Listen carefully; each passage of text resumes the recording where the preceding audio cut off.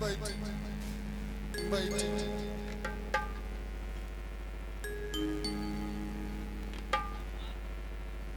वो लड़की का बियाह भइल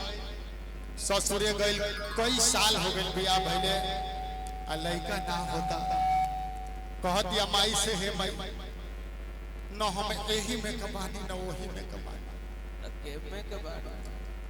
कह दिया हे माई तोहरी दरबार में आई बनी गलती तो जौन भइल तौन भइल लेकिन एगो अर्ज करम माई तोहरा से अगला जन्म में या तो पूरा पूरा लड़की बना दिया नहीं तो पूरा पूरा लड़का बना दिया ये सत्या बाबा कैसे कह दिया अरे हाथ जोड़ी मैया रे मोरी अरे होखी ना सहाई शेरा वाली हो सही है मोरी मैया हो जानत नहीं ना वो लड़की बहुत ही बड़ा कष्ट वाले के लिए माई तोरे दरबार में ना आज तोरा दरबार में आइल बनी कुछ को के जाए कैसे कह दिया अरे हाथ जोड़ी पैया रे मोरी होखी ना सहाय शेरा ये तेरे कह दिया माई अरे हाथ जोड़ी पैया रे मोरी होखी ना सहाय शेरा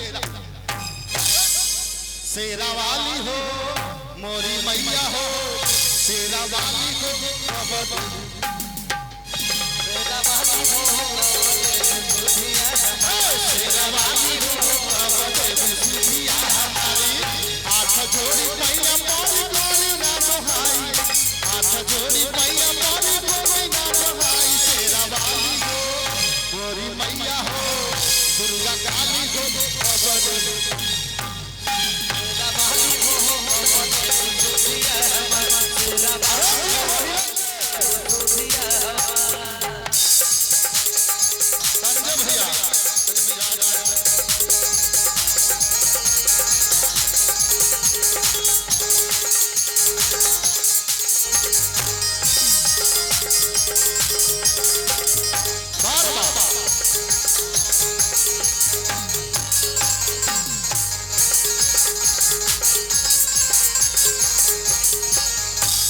और का कहतिया लई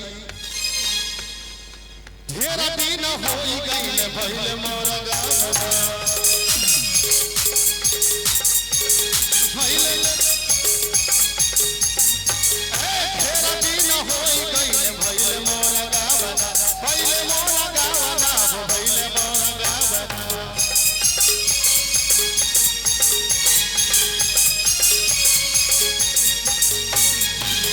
मैया ने कहूँ खिलावना एक कहूँ खिलावना एक कहूँ खिलावना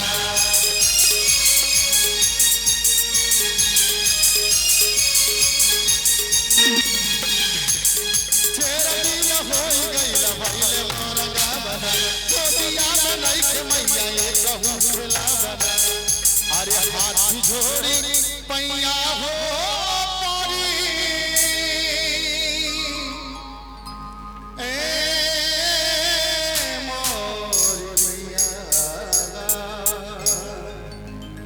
अरे हाथ जोड़ी पैया हो परी आर हो बिना सहाय शेरा वाली हो दुर्गा काली हो मोरी मैया हो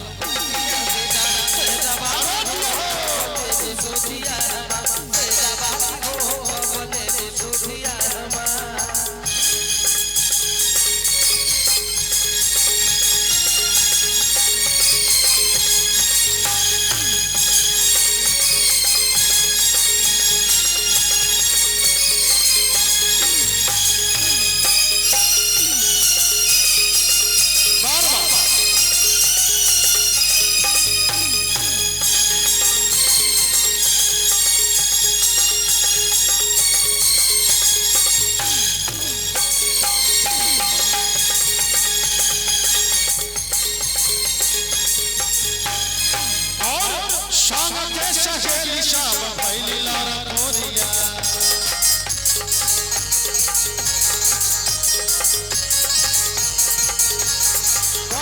छुपाई ज्ञान तोहरा से चोरिया